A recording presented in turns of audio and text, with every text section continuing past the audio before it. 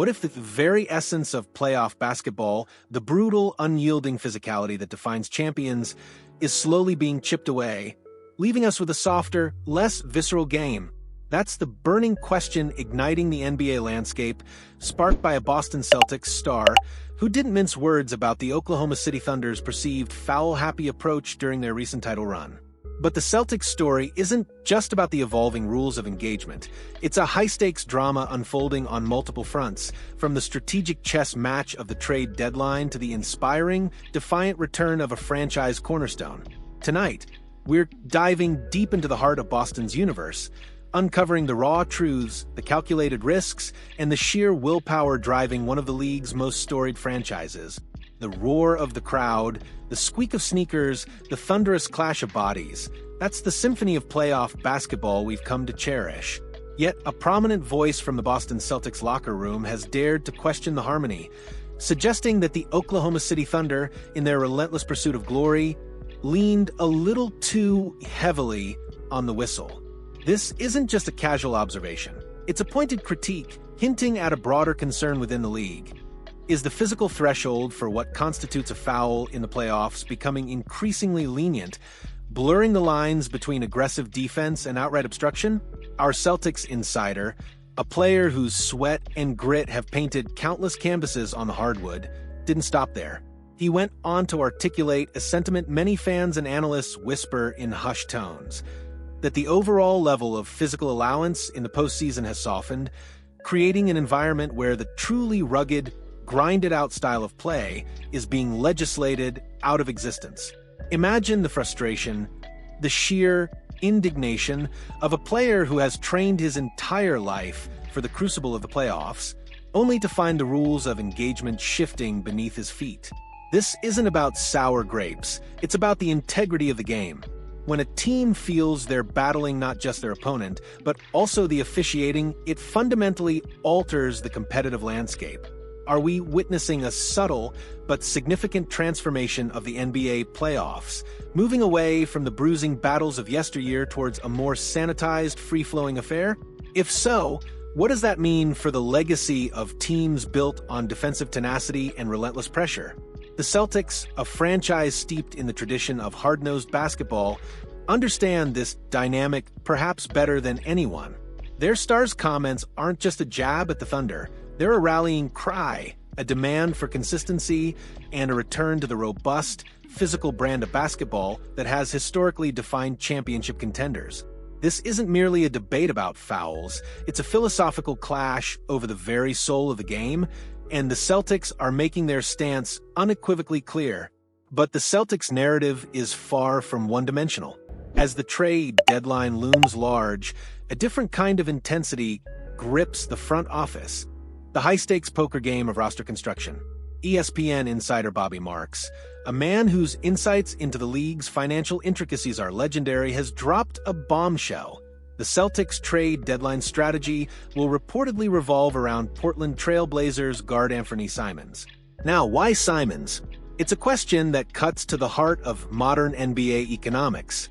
Simons is currently playing on a substantial $27.7 million expiring contract.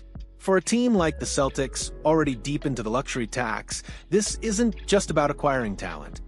It's about maximizing every dollar, every asset, to push them over the championship hump. The luxury tax isn't just a penalty. It's a strategic weapon, a financial tightrope walk that separates the contenders from the pretenders. For the Celtics, the expiring nature of Simons' deal presents a fascinating dilemma and a tantalizing opportunity.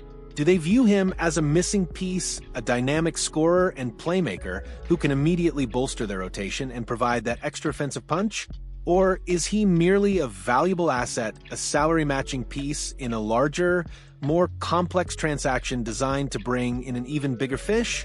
The beauty of an expiring contract lies in its flexibility. It allows a team to take on a significant salary without committing to long-term financial obligations, preserving future cap space and flexibility.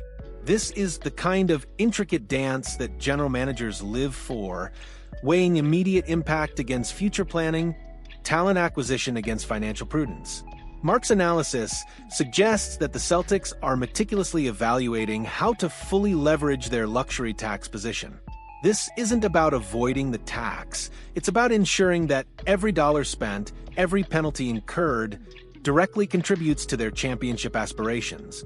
If Simons isn't seen as a long-term fit, if his skill set doesn't perfectly align with the team's evolving vision, then his contract becomes a powerful tool to facilitate a move for someone who does. This is the cold, hard calculus of the NBA, where players are assets and contracts are currency.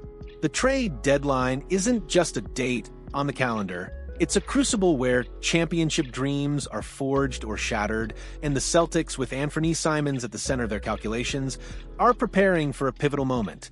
The tension is palpable, the stakes astronomical, as Boston's front office navigates this intricate web of talent, finance, and future aspirations.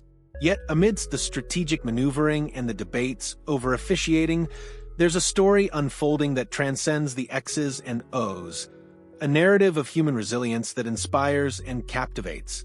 We're talking, of course, about the imminent return of Jayson Tatum. The news sent shivers down the spines of Celtics fans everywhere. A devastating Achilles tendon rupture, an injury that has derailed countless careers and tested the resolve of even the strongest athletes. But Tatum, a superstar whose talent is matched only by his unwavering determination, has refused to be defined by this setback. A Celtics coach, his voice brimming with pride and anticipation, recently shared a powerful message about Tatum's incredible journey back to the court. It wasn't just an update, it was a testament to the human spirit. We've all seen the grueling rehabilitation process, the lonely hours in the training room, the agonizing steps towards recovery. For an athlete of Tatum's caliber, whose game relies so heavily on explosive movements and quick changes of direction, an Achilles injury is a monumental hurdle. Yet the reports are nothing short of miraculous. Tatum is making incredible progress, defying timelines, and pushing the boundaries of what's possible. His dedication, his relentless work ethic, and his sheer will to return to the pinnacle of his sport are a beacon of hope, not just for the Celtics faithful, but for anyone who has ever faced an insurmountable challenge. This isn't just about a player returning to the lineup, it's about a leader reclaiming his throne, a symbol of perseverance inspiring an entire city. The emotional weight of his return cannot be overstated. It's a narrative of triumph over adversity, a reminder that even in the face of the most daunting physical setbacks, the human spirit can prevail. His coach's message wasn't just an announcement, it was a celebration of a warrior's journey, a preview of the electrifying moment when Tatum once again steps onto the parquet, ready to lead his team. The anticipation is building, the excitement is electric, and the entire league is watching, eager to witness the next chapter in Jayson Tatum's remarkable career. So, as we look at the Boston Celtics, we see a team grappling with the very fabric of the game, questioning its physicality, meticulously planning its financial future, and celebrating the indomitable spirit of its brightest star. From the passionate critique of playoff officiating to the calculated gamble of the trade deadline, and finally to the inspiring comeback of Jayson Tatum, the Celtics' journey is a microcosm of the NBA itself, a blend of raw emotion, strategic brilliance, and breathtaking human drama. What does it truly take to win a championship in this evolving landscape? It demands not just skill, but an unyielding will to adapt, to strategize, and to overcome. The Celtics are proving that the path to glory is paved with these very challenges, and their response will define their legacy. What are your thoughts on the evolving physicality of the NBA playoffs? Do you believe the Celtics should go all in on Anfernee Simons, or is there a bigger move on the horizon? And how much does Jayson Tatum's incredible comeback inspire you? Let us know in the comments below. And if you found this deep dive as captivating as we did, hit that like button and subscribe for more exclusive insights into the world of basketball. Your engagement fuels our passion, and we can't wait to hear your perspectives.